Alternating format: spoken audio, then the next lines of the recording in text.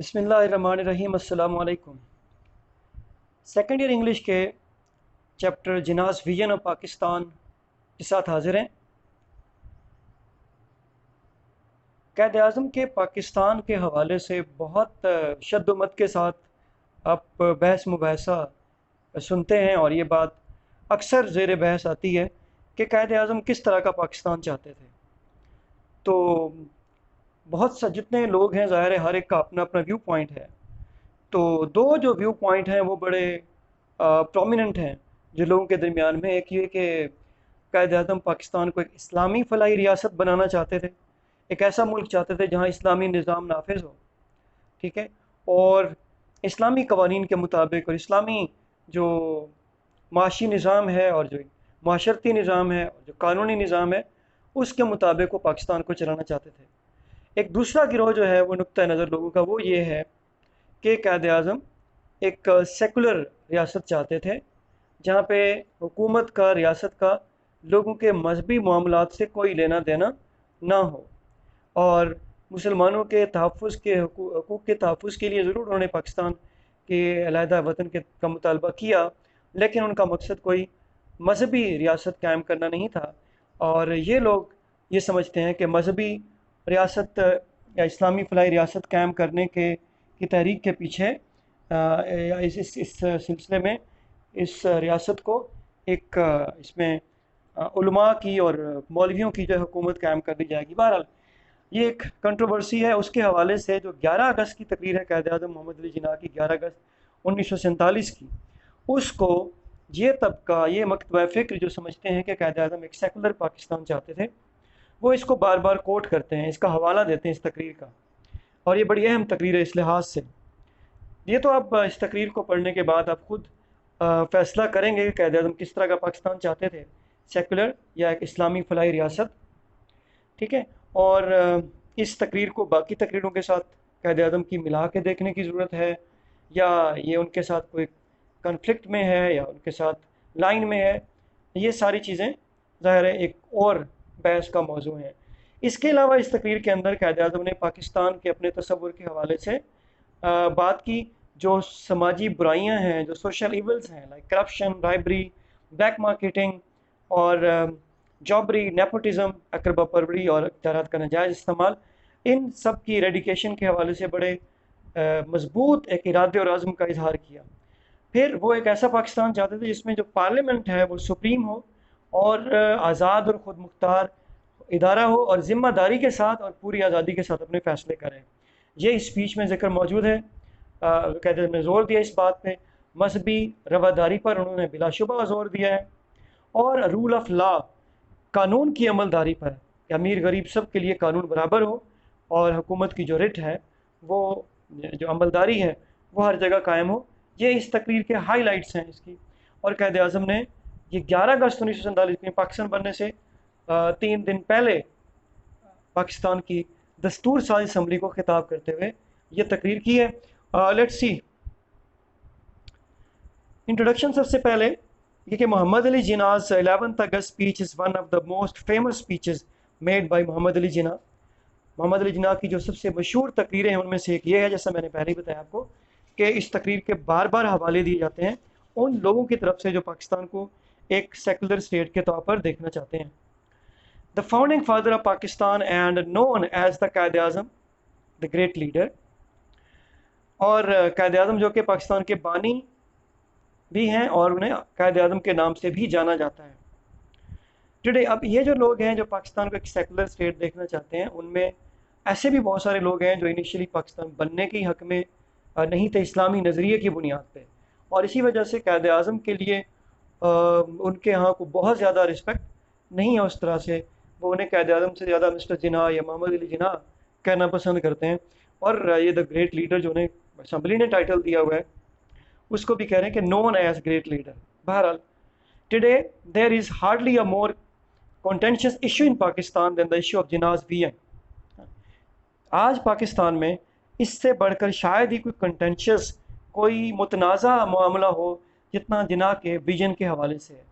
جس سے میں نے آپ کو کہا کہ کئی طرح کی نقطہ نظر ہیں اس حوالے سے، دو بڑے جو پرومیننٹ، جن جو آپس میں مقابلے میں نقطہ نظر ہیں وہ یہی ہیں اسلامی فلاحی ریاست یا ایک سیکولر جمہوری نیشن اسٹیٹ. تو یہ جھگڑا موجود ہے. اور while Pakistan was created as a result of what could be described as Indian Muslim nationalism, Jinnah was widely held as a competent barrister who had once championed the cause of Hindu-Muslim unity and a united India. اگرچہ پاکستان ایک بر صغیر کے مسلمانوں کے مسلم nationalism, مسلم قوم پرستی کے نتیجے میں ہی وجود میں آیا، تخلیق ہوا، قائد اعظم محمد علی جناح ایک قابل وکیل کے طور پر جانے جاتے تھے، اور انہوں نے ہندو مسلم اتحاد اور ایک متحدہ ہندوستان کے مقصد کے لیے، اس کاز کے لیے انہوں نے ایک علمبردار کا کردار ادا کیا. اس کے لیے آگے بڑھ کر انہوں نے کوششیں بھی کیں، جیسا کہ قائد اعظم کی بایوگرافی سے اور ان کی جو کنٹریبیوشن ہے تحریک آزادی میں، اس سے ہی پتہ چلتا ہے کہ پہلے وہ کانگریس میں تھے، پھر کانگریس مسلم دونوں میں رہے اور ہندو مسلم اتحاد کی پوری کوشش کرتے رہے. تو یہاں پہ اس کا دینے کا مقصد یہی ہے کہ یہ بتانا کہ قائد اعظم کا جو بیک گراؤنڈ ہے وہ کوئی مسلم نیشنلزم کا نہیں ہے، وہ ایک براڈ مائنڈڈ اور دنیاوی علوم اور عصری علوم کے حامل شخصیت تھے، اور مسلم ہندو جو یونٹی ہے وہ دیکھنا چاہتے تھے، متحدہ ہندوستان کو دیکھنا چاہتے تھے. لیکن وہ جو حالات تھے، جن حالات کی وجہ سے وہ اس طرف آئے، ظاہر ہے وہ بھی ایک تاریخ کا حصہ ہیں. یہاں وہ پوائنٹ آؤٹ یہ کرنا چاہتے ہیں کہ وہ کوئی بہت بڑے اسلامسٹ نہیں تھے. When the partition of India finally occurred, Jinnah, soon to be Governor General of the Dominion of Pakistan, gave expression to his vision of Pakistan in an address to the Constituent Assembly on August 11, 1947. جب ہندوستان کی تقسیم finally حتمی طور پر عمل میں آ گئی تو جناح جو جلد ہی پاکستان کے گورنر جنرل بننے والے تھے، مملکت پاکستان، یعنی یہ فیصلہ ہو گیا کہ ہندوستان کو انڈیا کو دو مملکتوں میں ڈیوائیڈ کر دیا جائے گا، مملکت ہندوستان اور مملکت پاکستان، ڈومینین مملکت اسٹیٹ. تو گیو ایکسپریشن، انہوں نے اظہار خیال کیا his vision of Pakistan in an address to the constituent assembly on August 11, 1947. 11 اگست 1947 کو انہوں نے پاکستان کی قانون ساز، دستور ساز اسمبلی سے خطاب کرتے ہوئے اپنے اس تصور کا اظہار کیا. ظاہر ہے دستور ساز اسمبلی نے ملک کا آئینی ڈھانچہ کس طرح کا ہوگا، ملک کے اندر اقتدار اعلیٰ کس کے پاس ہوگا، یہ ڈیسائیڈ کرنا تھا. اس لیے ان کو قائد اعظم نے اپنے خیالات سے آگاہ کیا، اپنی رہنمائی فراہم کی. He spoke of an inclusive and impartial government. وہ ایک انکلوسیو اور امپارشل، دیکھیں دو ورڈ یوز کیے، انکلوسیو یہ آل انکلوڈنگ، وسیع تر اس کو ہم کہتے ہیں، جس کے اندر کوئی ریسٹرکشن نہ ہو کہ یہ بندہ شامل ہو سکتا ہے، یہ شامل نہیں ہو سکتا، اس کلاس کے لوگ شامل ہو سکتے ہیں، اس کلاس کے شامل نہیں ہو سکتے. یعنی ایک ایسی گورنمنٹ جس میں ہندو مسلم سب اور مسلم نان مسلم سب شامل ہو سکیں، حصہ لے سکیں، اور امپارشل گورنمنٹ ہو، ایک غیر جانبدار حکومت ہو، جس حکومت کا جھکاؤ کسی خاص طبقے کی طرف یا کسی خاص برادری کمیونٹی کی طرف نہ ہو. ریلیجس فریڈم، مذہبی آزادی کی انہوں نے بات کی کہ لوگ جو اپنے اپنے مذہب کو ماننے والے ہیں اپنے اپنے مذہب کے مطابق آسانی سے اور آزادی سے زندگی گزار سکیں. رول آف لا، قانون کی عمل داری، قانون یکساں حرکت میں آئے، غریب کے لیے امیر کے لیے، ٹھیک ہے، طاقتور کے لیے کمزور کے لیے، یہ وہ چاہتے تھے. کسی قسم کا جو نیپوٹزم ہے اور جابری نہ ہو. اینڈ ایکویلٹی فار آل، سب کے لیے برابری، جو لاز بنے سب کے لیے برابر ہوں، اور ان کی امپلیمنٹیشن، ان کے پہ عمل درآمد وہ بھی سب کے لیے برابر ہو، اس میں مسلم نان مسلم، ٹھیک ہے، یا امیر یا غریب، گورے یا کالے کی کسی قسم کی تفریق نہ ہو. He also seem to advocate the ideology of Pakistan. ایسا لگتا ہے کہ اس تقریر کے اندر نظریہ پاکستان کی بھی وہ حمایت کرتے ہوئے نظر آ رہے ہیں. ظاہر ہے وہ اس کے علمبردار تھے، پاکستان کو بننا چاہیے، اور یہ اس ٹائم کے لحاظ سے اگین ایک بڑا ہاٹ کوشچن تھا کہ پاکستان کا بننا ٹھیک ہے یا نہیں ٹھیک ہے. ہندوستان کے لیے، ہندوستان کے لوگوں کے لیے، اور خاص طور پہ مسلمانوں کے لیے کیا علیحدہ وطن حاصل کرنا یہ ٹھیک ہے یا نہیں ہے، یہ ایک وائز ڈیسیژن ہے یا نہیں ہے. تو اس پہ ظاہر ہے اس ٹائم پہ مختلف آراء تھیں. یہ نہیں کہ ہندو اور مسلمانوں کی رائے میں فرق تھا، بلکہ خود مسلمانوں کے اندر بھی اس پہ مختلف آراء موجود تھیں. اور پاکستان میں بھی جو لوگ پاکستان کے ایریا میں آباد تھے، سیٹل تھے، ان میں بھی بہت سارے لوگوں کی آراء بہت مختلف تھیں، اگرچہ اکثریت جو ہے وہ پاکستان کے حق میں تھی۔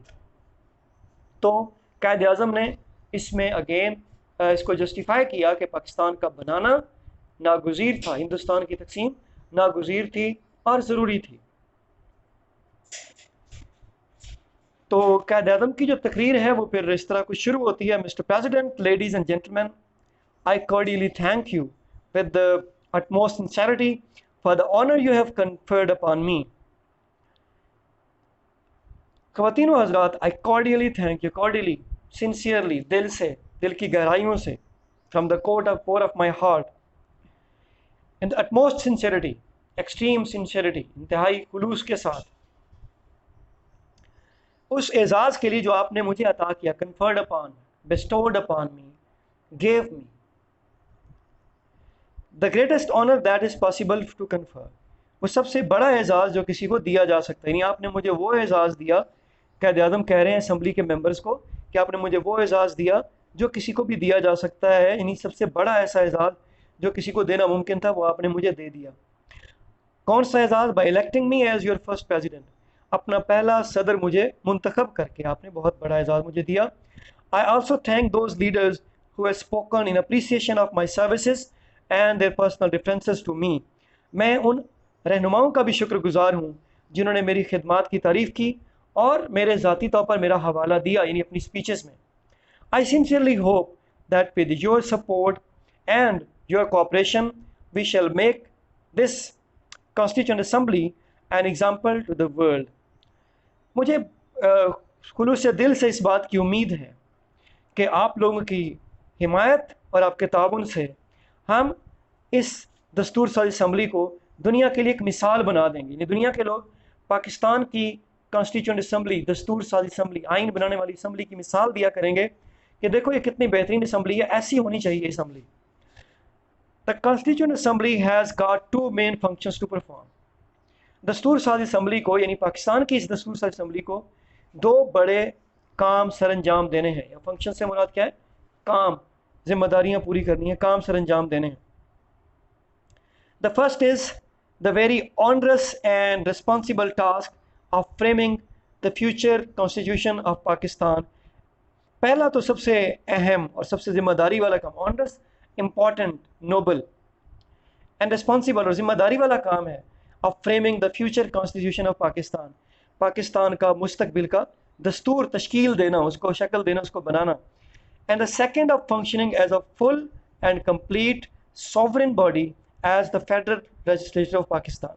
اور دوسرا کام ایک مکمل طور پر خود مختار اور آزاد ادارے کی حیثیت سے پاکستان کی ایک قانون ساز ادارے، وفاقی قانون ساز ادارے کی حیثیت سے کام کرنا ہے، یعنی پہلے تو دستور بنانا ہے اور اس کے بعد قانون سازی کا کام کرنا ہے، اس میں بھی ایک وفاقی لیجسلیچر کا کام کرنا ہے، تو اس کو اب خود مختاری کے ساتھ کرنا ہے، یعنی ذمہ داری کے ساتھ اور اپنے اختیارات کو استعمال، کسی کی ڈکٹیشن لے کر نہیں، کسی کے دباؤ میں آ کے نہیں۔ یہ اس لیے امپورٹنٹ ہے کہ اس سے پہلے ہندوستان میں انگریزوں کی حکومت رہی تھی، تو یہاں پہ جو بھی اسمبلی یا کونسل جو بھی کام کرتی تھی تو وہ برطانیہ سے منظوری کے بغیر کوئی قانون پاس نہیں ہو سکتا تھا، اب اس کی ضرورت نہیں رہی تھی۔ We have to do the best we can in adopting a provisional constitution for the Federal Legislature of Pakistan۔ Pakistan کی وفاقی مقننہ کے لیے ہمیں پوری کوشش کرنی ہے کہ ایک عارضی دستور بنا لیں جس کے تحت ایک کام کا آغاز ہو جائے مستقل دستور بنانے کے لیے۔ تو پروویژنل، عارضی، for the time being۔ You know really that not only we ourselves are wondering, but I think the whole world is wondering at this unprecedented cyclonic revolution which has brought about the plan of creating and establishing two independent sovereign dominions in this subcontinent۔ آپ جانتے ہیں کہ واقعی میں نہ صرف ہم خود حیران ہو رہے ہیں بلکہ میرا خیال ہے پوری دنیا حیران ہو رہی ہے اس انپریسیڈنٹڈ سائیکلونک ریولوشن پہ، اس بے مثال انپریسیڈنٹ جس کی پہلے سے کوئی مثال نہ ملتی ہو، unparalleled which has no parallel in history۔ سائیکلونک، طوفانی، بہت تیز رفتاری سے اور بہت بڑی ایک اسٹرانگ وے میں یہ انقلاب، ریولوشن، بہت بڑی تبدیلی آئی ہے۔ جس کے نتیجے میں which has brought about the plan of creating and establishing two independent sovereign dominions in this subcontinent، جس نے اس منصوبے کو عملی جامہ پہنایا ہے کہ اس بر صغیر میں دو آزاد خود مختار ریاستیں قائم کی جائیں. As it is, it has been unprecedented. جیسا یہ ہے اس لحاظ سے یہ بے مثال ہے، یعنی اس کی کوئی مثال نہیں ملتی. There is no parallel in the history of the world. دنیا کی تاریخ میں اس کا کوئی ثانی، کوئی مثال اس کی نہیں ہے. This mighty subcontinent with all kinds of inhabitants has been brought under a plan which is titanic, unknown, unparalleled. یہ بہت بڑا جو بر صغیر ہے subcontinent of India with all kinds of inhabitants، جس میں ہر طرح کے باشندے رہتے ہیں. inhabitants باشندے، نیٹیوز رہنے والے لوگ، یعنی مسلم بھی ہیں، ہندوز بھی ہیں، اور سندھیز بھی ہیں، پنجابیز بھی ہیں، مدراسیز بھی ہیں. تو ہر طرح کے یعنی نسلی اعتبار سے بھی، مذہبی اعتبار سے بھی کئی طرح کے لوگ یہاں پہ رہتے ہیں. اس کو ایک ایسے منصوبے میں لایا گیا ہے which is titanic, which is huge, big. Titanic here means very big, unknown، اور بالکل نیا ہے، اس کی پہلے کوئی مثال نہیں ملتی. unparalleled، جس کا متوازی بھی کوئی نہیں، بندہ کی کوئی مثال دے کے ہاں فلاں جگہ بھی ایسے ہوا ہے، ایسی مثال بھی نہیں ہے. and what is very important with regards to it is that we have achieved it peacefully and by means of an evolution of the greatest possible character.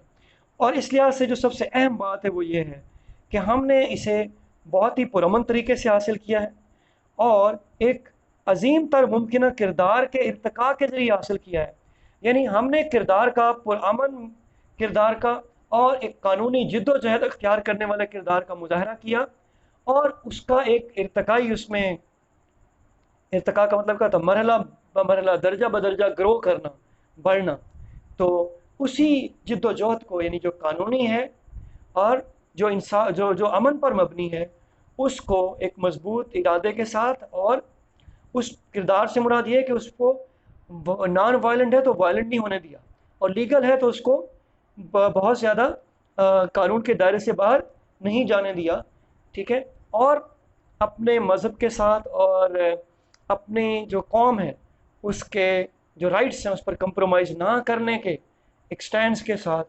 تو یہ قائد اعظم غالباً کہنا چاہتے ہیں کردار کے ایولیوشن کے حوالے سے، کہ اس کے ذریعے سے نہیں ہم نے کوئی نہ تو کوئی پرتشدد راستہ اختیار کیا. جس طرح دنیا میں تحریکیں آزادی کی چلتی ہیں تو بڑا خون خرابہ ہوتا ہے، انقلاب آتے ہیں تو بہت خون خرابہ ہوتا ہے.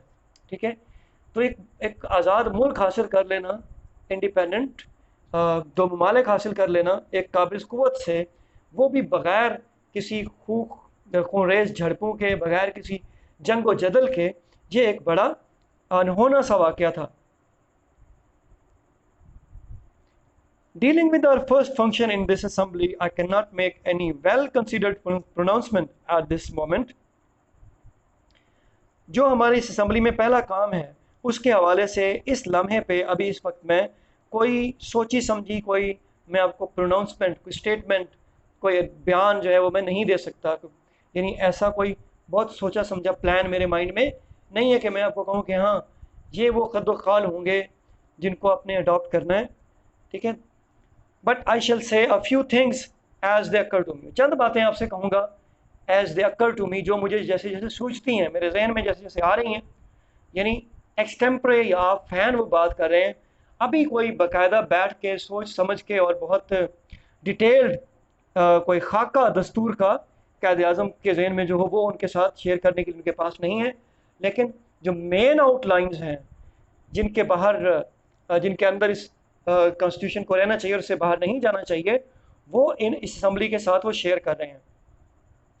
The first and the foremost thing that I would like to emphasize is this. سب سے پہلی اور سب سے اہم چیز، مقدم چیز، فورموسٹ، جو اہمیت کے لحاظ سے سب سے آگے ہو، مقدم، جس پر میں emphasize کرنا چاہوں گا، اسٹریس کرنا چاہوں گا، زور دینا چاہوں گا. emphasize to stress، زور دینا، وہ یہ ہے: remember that you are now a sovereign legislative body. کہ اب آپ ایک خود مختار آئین ساز ادارہ ہیں، قانون ساز ادارہ ہیں. ٹھیک ہے، یعنی آپ نے کہا قوانین بنا سکتے ہیں آزادی اور خود مختاری کے ساتھ، کسی سے ڈکٹیشن لیے بغیر. And you have got all the powers, اور آپ کے پاس تمام تر اختیارات ہیں. اب کوئی آپ کو پوچھنے والا نہیں ہے کہ آپ نے یہ قانون کیوں بنا دیا. یا کوئی آگے اوپر آپ کے نہیں بیٹھا ہوا کہ آپ قانون بنائیں اور وہ ریجیکٹ کر دیں. It therefore places on you the gravest responsibility. اسی لیے آپ کے اوپر سنگین ترین ذمہ داری عائد ہوتی ہے, گریوسٹ موسٹ سیریس رسپانسبلٹی, ذمہ داری. So with powers comes responsibility. جب آپ کو اختیار ملتا ہے تو پھر اس کے ساتھ ذمہ داری بھی ہونی چاہیے, احساس ذمہ داری بھی. اگر آپ کے اوپر کوئی بیٹھا ہو آپ کو چیک کرنے والا تو پھر ذمہ داری تقسیم ہو جاتی ہے. آپ کہتے ہیں خیر ہے مجھ سے غلطی ہوگی تو اوپر بیٹھا ہوا بندہ دیکھ لے گا, ٹھیک ہے. لیکن اب جب آپ کے اوپر کوئی نہیں, آپ نے قانون بنا دیا, وہ حتمی ہے, تو پھر آپ کو بہت سوچ سمجھ کے اور بہت زیادہ احساس ذمہ داری کے ساتھ قانون بنانے ہوں گے اور آئین کی تشکیل کرنی ہوگی. As to how you should take your decision, کیونکہ جو آپ فیصلہ کریں گے وہ امپلیمنٹ ہوگا اور پھر اس کے اثرات آئیں گے. اس لیے جو بھی آپ فیصلہ کریں وہ ذمہ داری کے ساتھ کریں. The first observation that I would like to make is this. پہلی بات جو میں کہنا چاہوں گا وہ یہ ہے, observation سے مراد مطلب جو آپ کے مشاہدے میں آتا ہے وہ بات بھی ہوتی ہے observation, اور observation کوئی خیال کا آپ اظہار کرنا چاہتے ہیں وہ بھی. You will no doubt agree with me that the first duty of a government is to maintain law and order. یقیناً آپ میرے ساتھ اتفاق کریں گے اس بات پہ کہ کسی بھی حکومت کی پہلی ذمہ داری قانون اور انصاف کو یعنی امن و امان کو قائم کرنا ہوتا ہے. تو اسمبلی سے کیوں کہہ رہے ہیں, اسمبلی تو کوئی پولیسنگ تو نہیں کرتی, لیکن اسمبلی نے کیونکہ لاز بنانے ہیں اور جو لا انفورسنگ ایجنسیز ہوگی وہ اس کو امپلیمنٹ کریں گی, اس لیے اسمبلی کو یاد دلا رہے ہیں کہ کسی بھی حکومت کی پہلی ذمہ داری اپنے عوام کے جان اور مال کی حفاظت ہوتی ہے. اس لیے لا اینڈ آرڈر کو قائم کرنا یعنی امن و امان کی صورتحال کو قائم کرنا یہ ان کے لیے ضروری ہوتا ہے. So that the life, property and religious beliefs of its subjects are fully protected by the state, تاکہ ریاست اپنے ان ریاستی اداروں کے ذریعے, قانون نافذ کرنے والے اداروں کے ذریعے کن چیزوں کو یقینی بنائے, دا لائف, زندگی کی حفاظت کرے, پراپرٹی جائیداد کی حفاظت کرے, ریلیجیس بلیفس اور مذہبی عقائد کی حفاظت کرے اپنی رعایا کے, یعنی لوگوں کو کہ جان مال خطرے میں نہ ہو, کوئی ان کو آسانی سے کوئی زخمی نہ کرے, کوئی کسی کو مرڈر نہ کرے, اور کوئی کسی کی جائیداد نہ چھین سکے, اس پہ زبردستی قبضہ نہ کر سکے, یا فراڈ کے ذریعے اس کو اپنے ہتھیا نہ سکے, اور کوئی کسی کو اس کے مذہبی عقائد کے مطابق زندگی گزارنے سے روک نہ سکے, یا لوگوں کو کہیں مجبور کر کے ان کا مذہب تبدیل کرنے پر آمادہ نہ کرے. یہ ریاست کی ذمہ داری ہے کہ لوگوں کو اس لحاظ سے تحفظ فراہم کرے اپنی رعایا کو. The second thing that occurs to me is this. اب دوسری بات جو میرے ذہن میں آتی ہے وہ یہ ہے, one of the biggest curses from which India is suffering. I don't say that other countries are free from it, but I think our condition is much worse. Is bribery and corruption. اور دوسری بات جو میں کہنا چاہتا ہوں وہ یہ ہے کہ ہندوستان جن بڑی لعنتوں سے دوچار ہے ان میں سے ایک یہ بھی ہے, اور میں یہ نہیں کہتا کہ باقی ملک اس سے آزاد ہیں, لیکن ہماری حالت سب سے بری ہے, اور وہ چیز ہے برائبری اینڈ کرپشن, رشوت اور بدعنوانی. رشوت کیا ہوتی ہے بھائی, جب آپ کسی کو اپنا جائز کام کروانے کے لیے بھی پیسے دیں یا کوئی گفٹ دیں, ٹھیک ہے, مقصد اس کا اپنے کام کروانا ہو تو یہ رشوت ہے. اور کرپشن, کسی بھی ناجائز طریقے سے آپ مال بناتے ہیں وہ مالیاتی کرپشن ہو جائے گی. اسی طرح سے اگر اخلاقی کرپشن کا, اخلاقی جو ہے بدعنوانی کا اگر آپ شکار ہوتے ہیں, بد کرداری کا, تو وہ مورل کرپشن ہے. یہاں کرپشن سے مراد فائنینشیل کرپشن, مالی بدعنوانی ہے. مثال کے طور پر کوئی آفیسر جس کے اختیار میں کچھ فنڈز کا خرچ کرنا ہے, وہ اگر ان فنڈز کو جتنے خرچ کرنے ہیں وہ پورے کے پورے عوامی فلاح کے لیے خرچ کرنے کی بجائے اس میں سے کچھ چوری کر لے, کسی بھی طریقے سے ہتھیا لے, تو وہ کرپشن ہے. That really is a poison. یہ واقعی میں ایک زہر ہے. We must put that down with an iron hand. ہمیں اسے سختی سے دبا دینا چاہیے. پٹ ڈاؤن فریزل ورب, دبا دینا. پٹ ڈاؤن مینس دبا دینا, پریس کر دینا. اور with an iron hand is an idiom which means very severely, سختی سے, یعنی سٹرن میئرز لے کے. And I hope that you will take adequate measures as soon as it is possible for this assembly to do so. اور مجھے امید ہے کہ جتنا جلدی اس اسمبلی کے لیے کرنا ممکن ہوگا آپ آپ جو adequate measures ہیں, جو ضروری اقدامات ہیں وہ کریں گے. adequate, appropriate, مناسب. जो काफ़ी साबित हुई। अब ये नेक्स्ट जो पैराग्राफ है ब्लैक मार्केटिंग, ये अब सेकेंडरी की टेक्स्ट में ये पार्ट शामिल नहीं है, अगरचे कायदे की स्पीच का ज़रूर हिस्सा है।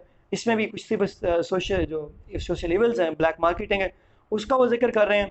आप इसको स्क्रीन शॉट लेके आप इसको खुद स्टडी कर सकते हैं अगर इसको एडिशनली करना चाहें तो। The next thing that strikes me is this, अगली चीज़ जो मेरे जहन में आती है वो ये है, here again it is a legacy which has been passed on to us. एक बार फिर ये एक विरसा है जो हम तक पहुँचा, हम तक मुंतकिल हुआ है, यानी अंग्रेज़ों की हुकूमत से हम तक मुंतकिल हुआ है। Along with many other things, बहुत सारी और चीज़ों के साथ, गुड एंड बैड, जो अच्छी भी हैं और बुरी भी जिसमें हैं। तो कायदे आज़म की अगेन ब्रॉड माइंडेडनेस यहाँ पे भी ज़ाहिर हो रही है कि जो कुछ विरसे में मिला सबको बुरा नहीं कह रहे, जो कुछ अगर कोई अच्छी चीज़ें भी थी अंग्रेज़ों के दौर में हुई हैं तो उसको भी एक्नॉलेज कर रहे हैं।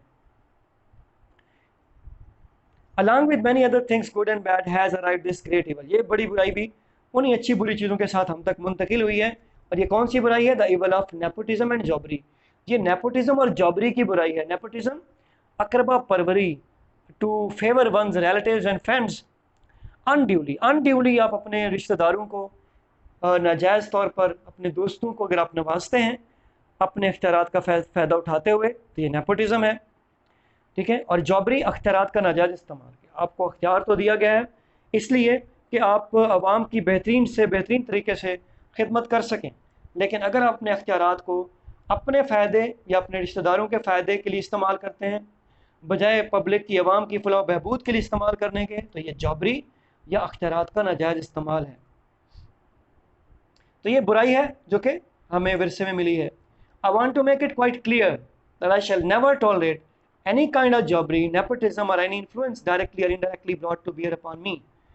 मैं ये बात बड़ी वाज़ेह कर देना चाहता हूँ कि मैं किसी भी किस्म की जॉबरी यानी इख्तियारात का नाजायज़ इस्तेमाल, नेपोटिज्म अकरबा परवरी, या कोई भी ऐसा असर व रसूख जो बराह रास्त या बिलवास्ता तौर पर मेरे सामने लाया गया, मेरे ऊपर लाया गया, तो मैं उसे टॉलरेट नहीं करूँगा, मैं उसको बर्दाश्त नहीं करूँगा।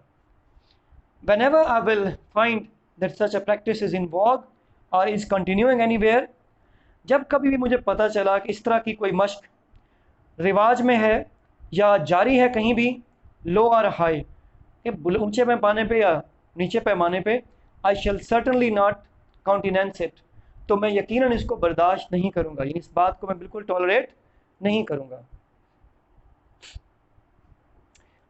I know there are people, अब यहाँ पे कायदे आज़म आगे और division of partition of India और क्रिएशन ऑफ पाकिस्तान की बात कर रहे हैं, उस कंट्रोवर्सी की बात कर रहे हैं। Once again you will see how broad minded attitude he has towards the people who have different opinion from him. तो जो लोग, जिन लोगों का नुक्ता नज़र कायदे आज़म से नहीं भी मिलता, वो उन्हें साथ लेकर आगे चलने और रिस्पेक्ट और ऑनर के साथ आगे लेके चलने की बात कर रहे हैं। और वो बिल्कुल भी ये गवारा नहीं करते, ये गवारा नहीं कर रहे कि उनको क्रिटिसाइज़ किया जाए बुरी तरह से, या उनको मेन स्ट्रीम से अलग समझा जाए, या उन्हें उनकी वफादारी या लॉयल्टी पे शक किया जाए। तो I know there are people who do not quite agree with the division of India and the partition of the Punjab and Bengal. मुझे मालूम है कि ऐसे लोग हैं जो हिंदुस्तान की तकसीम, कि एक मुल्क तकसीम होकर दो मुल्कों में, पाकिस्तान और हिंदुस्तान में बढ़ जाए, and partition of Punjab and Bengal, और पंजाब और बंगाल की तकसीम के हक़ में नहीं है, इससे इत्तफाक नहीं करते। पंजाब, क्योंकि मशरकी जो पंजाब का हिस्सा है उसमें सिख आबादी ज़्यादा थी और सिखों ने फैसला किया कि वो हिंदुस्तान के साथ रहना पसंद करेंगे, इसलिए पंजाब को तकसीम करना पड़ा। वेस्ट पंजाब पाकिस्तान में आ गया जिसमें मुस्लिम अक्सरियत थी, और ईस्ट पंजाब का जो पार्ट है, पंजाब का ईस्टर्न पार्ट, वो हिंदुस्तान में चला गया जहाँ पे सिख आबादी अक्सरियत में थी। इसी तरह से बंगाल, जो ईस्टर्न बंगाल है, वो मशरकी पाकिस्तान बन गया क्योंकि वहाँ मुस्लिम अक्सरियत थी, और जो वेस्ट बंगाल है वो हिंदुस्तान में ही रहा। सो बाद में ये जो ईस्ट बंगाल है ये मशरकी पाकिस्तान से बांग्लादेश बन गया, पाकिस्तान से अलग हो गए। तो कायदे आज़म जिस टाइम की बात कर रहे हैं उस टाइम पे हिंदुस्तान तकसीम होकर दो मुल्कों में बट रहा है, और जो ये दो बड़े अहम सूबे हैं पंजाब और बंगाल, इनकी भी तकसीम अमल में आ रही है परमानेंटली। तो कायदे आज़म जानते हैं कि बहुत से लोगों को जो मसलन जो लोग एक यूनाइटेड इंडिया देखना चाहते हैं, उनके लिए भी ये बात काबिल कबूल नहीं है, اور جو پنجابی نیشنلسٹ ہیں یا جو بنگالی نیشنلسٹ ہیں ان کے لیے پنجاب اور بنگال کی تقسیم بھی قابل قبول نہیں ہے۔ یہ قائد اعظم کو اس بات کا ادراک ہے، اس کا ذکر کر رہے ہیں۔ Much has been said against it, اس کے خلاف بہت کچھ کہا جا چکا ہے، but now that it has been accepted it is the duty of every one of us to loyally abide by it and honorably act according to the agreement which is now final and binding on all۔ مگر اب جب کہ یہ قبول کیا جا چکا ہے تو اب یہ ہر ایک کی ذمہ داری ہے، ہم میں سے ہر ایک کی ذمہ داری ہے کہ ہم اس معاہدے کی پابندی کریں، وفاداری کے ساتھ اس کی پابندی کریں، ابائڈ بائی فالو کرنا، لائلی وفاداری کے ساتھ، فیتھفلی ایمانداری کے ساتھ، اینڈ آنریبلی اور بڑے باوقار طریقے سے۔ بے شک ہماری رائے اس کے خلاف رہی ہے، لیکن اس کے باوجود اب جب ایک بات طے ہو گئی ہے تو پھر ہمیں بڑے باوقار طریقے سے اکثریت کی رائے کو مان کے اور اس فیصلے کا احترام کرتے ہوئے آگے بڑھنا چاہیے، اور اس فیصلے، اس منصوبے کی کو دل سے مان لینا چاہیے، جو ہم سب پہ بائنڈنگ ہے، سب پہ اپلیکیبل ہے، سب پہ لازم ہے کہ وہ اس کو فالو کریں۔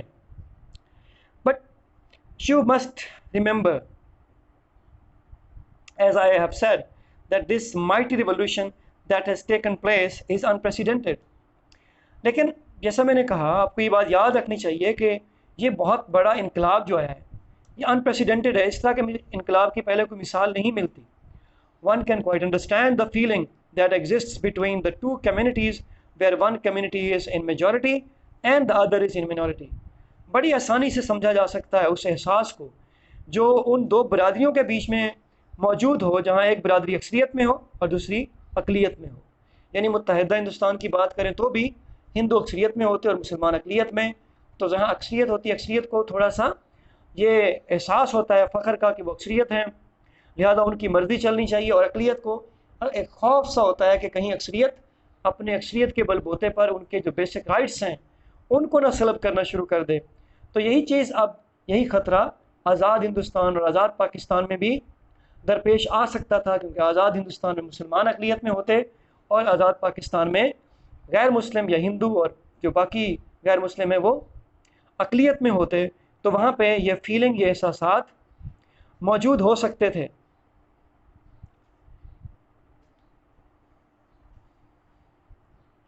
تو but the question is whether it was possible or practicable to act otherwise than what has been done۔ لیکن جو کیا جا چکا ہے، یعنی اب ہندوستان کو تقسیم کر دیا دو مملکتوں میں، اس کے ادروائز، اس کے بالواسطے جو اس کے بالمقابل ہے، بالمقابل جو ایکشن ہے، کیا وہ ممکن تھا یا وہ قابل عمل تھا، یہ دیکھنا چاہیے۔ یعنی قائد اعظم کے خیال میں پاکستان اور ہندوستان بننے کے علاوہ، الگ الگ ممالک بننے کے علاوہ اور کوئی طریقہ قابل عمل نہیں تھا۔ A division had to take place، ایک تقسیم نے ہو کے رہنا تھا، ان تقسیم کا ہونا ضروری تھا۔ On both sides in Hindustan and Pakistan there are sections of people who may not agree with it۔ دونوں طرف، ہندوستان میں بھی اور پاکستان میں بھی، لوگوں کے ایسے گروہ ہیں جو اس سے اتفاق نہیں کرتے، who may not like it، جو ہو سکتا ہے اسے پسند نہ کریں، نہیں کرتے ہوں۔ But in my judgment there was no other solution and I'm sure future history will record its verdict in favor of it۔ میرے خیال میں اور کوئی حل نہیں تھا، اور مجھے یقین ہے کہ تاریخ اپنا فیصلہ اس کے حق میں ریکارڈ کرے گی۔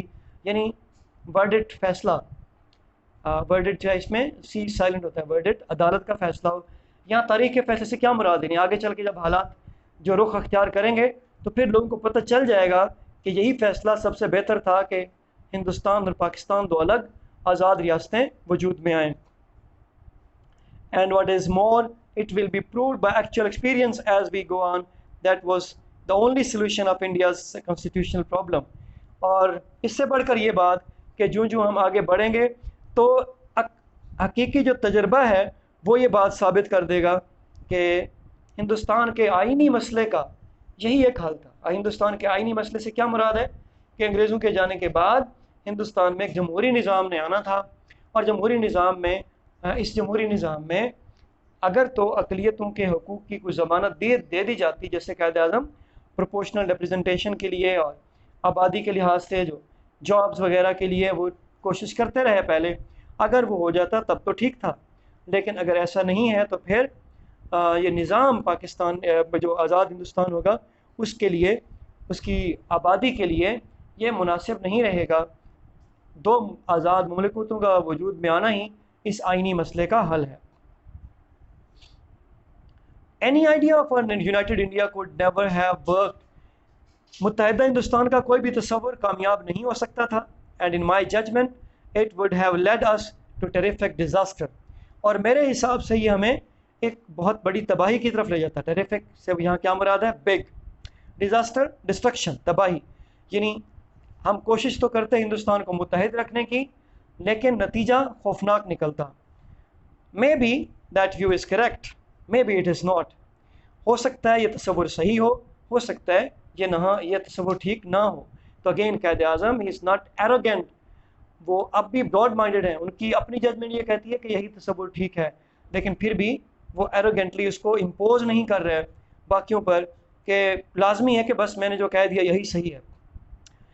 That remains to be seen, یہ ابھی دیکھنا باقی ہے، تو وقت ثابت کرے گا کہ ہمارا خیال ٹھیک ہے یا ان لوگوں کا خیال ٹھیک ہے کہ جو یونائٹڈ انڈیا کے حق میں بات کر رہے تھے یا جو تقسیم پنجاب اور بنگال کی تقسیم کے خلاف تھے۔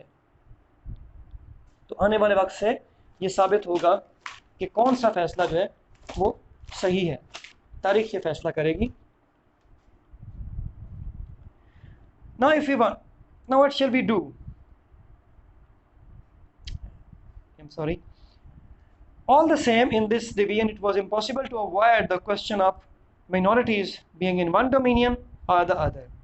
اس کے باوجود however تاہم all the same however اس تقسیم میں ناممکن تھا کہ اقلیتوں کے سوال کو، یعنی اقلیتوں کے مسئلے کو نظر انداز کر دیا جائے، چاہے وہ ایک ڈومینین میں ہوں، یعنی پاکستان میں ہوں یا ہندوستان میں۔ Now that was unavoidable. اب اس سے گریز ممکن نہیں تھا، یہ unavoidable تھا۔ There is no other solution، اور کوئی حل نہیں ہے۔ Now what shall we do؟ اب ہم کریں گے کیا؟ ہمیں یعنی کیا کرنا چاہیے؟ Now if we want to make this great state of Pakistan happy and prosperous، دیکھو اگر ہم اس ریاست پاکستان کو خوش اور خوشحال بنانا چاہتے ہیں، we should wholly and solely concentrate on the well-being of the people and especially of the masses and the poor۔ تو ہمیں مکمل طور پر اور صرف اپنی پوری توجہ مرکوز کرنی ہے لوگوں کی فلاح پر، اور خاص ویل بینگ، فلاح، ویلفیئر، اور خاص طور پر خاص طور پر میسز، عام لوگوں کی، اینڈ دا پور، اور غریبوں کی فلاح و بہبود، غریبوں کی بھلائی پر ہم نے پوری کی پوری توجہ مرکوز کرنی ہے۔ If you will work in cooperation, اگر آپ تعاون کے ساتھ کام کریں گے، forgetting the past، ماضی کو بھلا کر، bearing the hatchet، دشمنی کو بھلا کر، bury the hatchet is an idiom meaning دشمنی کو بھلا دینا، to forget the enmity، to remove the enmity، you are bound to succeed، تو آپ کی کامیابی یقینی ہے، bound to، destined to۔ If you change your past and work together in a spirit that every one of you, no matter to what community he belongs, no matter what relations he had with you in the past, no matter what is his color, caste or creed, is the first, second and last a citizen of this state with equal rights, privileges and obligations, there will be no end to the progress you will make۔ تو اگر آپ اس جذبے کے ساتھ کام کریں گے کہ آپ میں سے ہر ایک، چاہے اس کا تعلق کسی بھی برادری سے ہو، چاہے اس کا ماضی میں آپ سے تعلق کوئی بھی رہا ہو، اس کا جو بھی رنگ ہو، جو بھی اس کی ذات ہو، جو بھی اس کا عقیدہ ہو، اول دوم اور آخر اس ریاست کا شہری ہے، برابر کے حقوق، برابر کی مراعات، پریویلیجز، مراعات، بینیفٹس اینڈ اوبلیگیشنز، اور ذمہ داریوں کے ساتھ، تو پھر آپ جو ترقی کریں گے اس کا کوئی ٹھکانہ نہیں ہوگا۔ I cannot emphasize it too much، میں اس پہ بہت زیادہ زور نہیں دے سکتا۔ We should begin to work in that spirit، ہمیں اسی جذبے کے ساتھ کام شروع کر دینا چاہیے۔ And in course of time all these angularities of the majority and minority communities، the Hindu community and the Muslim community will vanish، ختم ہو جائیں گی۔ یہ بیچ میں میں نے کچھ لائن کا حصہ چھوڑا ہے کیونکہ سینٹینس کمپلیٹ ہو رہا ہے will vanish پہ، ٹھیک ہے، بیچ میں جو انہوں نے کہا اس کو ہم بعد میں ٹرانسلیٹ کریں گے۔ تو اگر ہم اس جذبے کے ساتھ کام کریں تو وقت گزرنے کے ساتھ تمام تر اینگولیرٹیز، کمپلیکسٹیز، ڈیفیکلٹیز، ڈفرینسز جو اکثریتی برادری میں ہیں اور اقلیتی برادری میں، ہندو برادری میں، مسلم برادری میں ہیں، یہ ختم ہو جائیں گی۔ اور ان برادریوں کے اندر کون سی ڈیفیکلٹیز ہیں، اندر کون سی اینگولیرٹیز ہیں یا ڈفرینسز ہیں، ان کا پھر ذکر کیا بیچ میں قومے کے بعد، کمیونٹی کے بعد جو قومے کے بعد لائن ہے، because even as regard Muslims, جو Pathan, Punjabi, Shias, Sunnis and so on, کیونکہ مسلمانوں کی اگر بات کریں تو ان کے اندر بھی پھر آگے چل کے پٹھان، پنجابی، شیعہ، سنی، یعنی علاقائی تقسیم بھی ہے اور فرقہ وارانہ تقسیم بھی ہے. And among the Hindus you have Brahmins, Vaishnavas, Khatris, also Bengalis, Madrasis and so on. اور ہندوؤں کے اندر بھی برہمن ہیں، ویشنویز یعنی ذاتی بنیاد، ذاتوں کی بنیاد پہ بھی تقسیم ہے، اور علاقوں کی بنیاد پہ بھی تقسیم ہے، بنگال اور مدراس کے لوگوں کے بیچ میں اور باقی ریاستوں اور صوبوں کے لوگوں کے بیچ میں. تو یہ سب ختم ہو جائیں گے اختلافات. یعنی ختم ہونے کا مطلب کیا ہے؟ یعنی یہ ترقی، لوگوں کی ترقی اور خوشحالی پر اثر انداز ہونا بند کر دیں گے اگر ہم اس جذبے کے ساتھ کام کریں کہ ہر شخص، چاہے اس کا تعلق کسی بھی ذات، کسی بھی علاقے سے ہو، وہ اس ریاست کا شہری ہے اور برابر کے حقوق رکھتا ہے اور برابر کے فرائض ہیں اس کے. Indeed, if you ask me, this has been the biggest hindrance in the way of India to attain the freedom and independence. اگر آپ مجھ سے پوچھیں، قائد اعظم کہہ رہے ہیں، اگر مجھ سے پوچھیں تو دراصل یہ سب سے بڑی رکاوٹ رہی ہے ہندوستان کی آزادی کے راستے میں، آزادی اور خود مختاری کے راستے میں. And but for this we would have been free people long long اگو.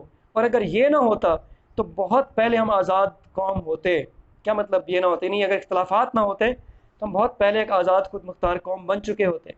نو power can hold an other nation and especially a nation of 400 million souls in subjection. دنیا کی کوئی طاقت ایک ایسی قوم کو جو 400 ملین یعنی 40 کروڑ افراد پر مشتمل ہو، اسے غلامی میں نہیں رکھ سکتی. Nobody could have conquered you and even if it had happened، کوئی آپ کو فتح کر نہیں سکتا تھا، اگر یہ ہو بھی گیا تھا nobody could have continued its hold on you for any length of time، تو کوئی بھی آپ کے اوپر زیادہ دیر تک تسلط قائم نہیں رکھ سکتا تھا. بٹ فار دس، مگر صرف اس وجہ سے، یعنی اس اختلاف در اختلاف، تقسیم در تقسیم کی وجہ سے، کہ ہم ہندو مسلم میں تقسیم تھے اور پھر مسلمان شیعہ سنی میں، پٹھان اور پنجابی میں، اور ہندو ذات پات میں اور علاقائی جو ان کی تفریق تھی اس میں تقسیم تھے. اس لیے ایک غیر ملکی قوت ہم پہ قابض رہنے میں کامیاب ہو گئی. تو 40 کروڑ کا ہندوستان تھا، جبکہ برٹن کی پاپولیشن شاید اس وقت 1 کروڑ بھی نہ ہو. تو 40 ٹائمز بگر نیشن کو 40 ٹائم جو لیسر اسمالر نیشن ہے اس نے ڈومینیٹ کیا رکھا 150 سال تک، پوری طرح سے کھل کے حکومت کی اس کے اوپر. تو یہ اس لیے ممکن ہوا کہ یہ جو 40 کروڑ ہیں یہ ڈیوائیڈڈ تھے، ٹھیک ہے، اور انگریزوں نے باقاعدہ اپنی پالیسی رکھی ڈیوائیڈ اینڈ رول کی، کہ اس تقسیم کو، ان اختلافات کو مزید ہوا دی، ان کو بڑھایا تاکہ جو لوکلز ہیں، جو نیٹیوز ہیں، وہ کمزور ہوں اور ان کا جو تسلط ہے وہ اور قائم ہوتا جائے، پکا ہوتا جائے. Therefore we must learn a lesson from this. لہٰذا ہمیں اس سے سبق سیکھنا چاہیے کہ ہم اپنے ان اختلافات کو اور اس یہ جو اینگولیرٹیز ہیں، ڈیفیکلٹیز ہیں، ان کو ہم اتنا نہ بڑھنے دیں، اتنا ڈومینیٹ نہ کرنے دیں کہ ہماری ترقی، ہماری آزادی اور خود مختاری کو سٹیک پہ ڈال دیں، خطرے میں ڈال دیں.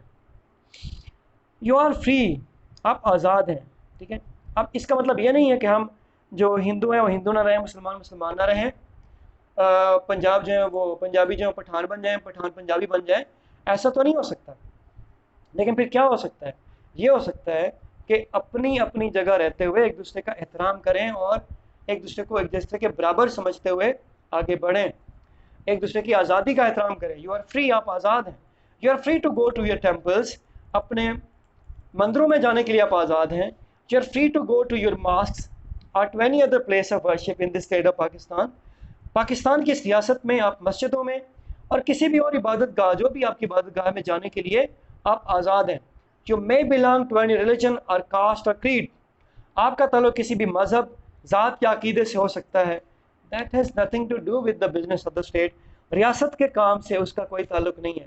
Meaning کہ ریاستی امور ہیں، آپ کوئی ریاستی عہدے پر براجمان ہیں، یا آپ کی کسی جاب کے لیے سلیکشن ہونی ہے، یا آپ کے جو آزادی اظہار ہے، جو آپ کی جاب کرنے کی آزادی ہے، جو آپ کے معاشی حقوق ہیں، ان پہ آپ کا مذہب، آپ کی ذات پات بالکل بھی اثر انداز نہیں ہونے چاہیے.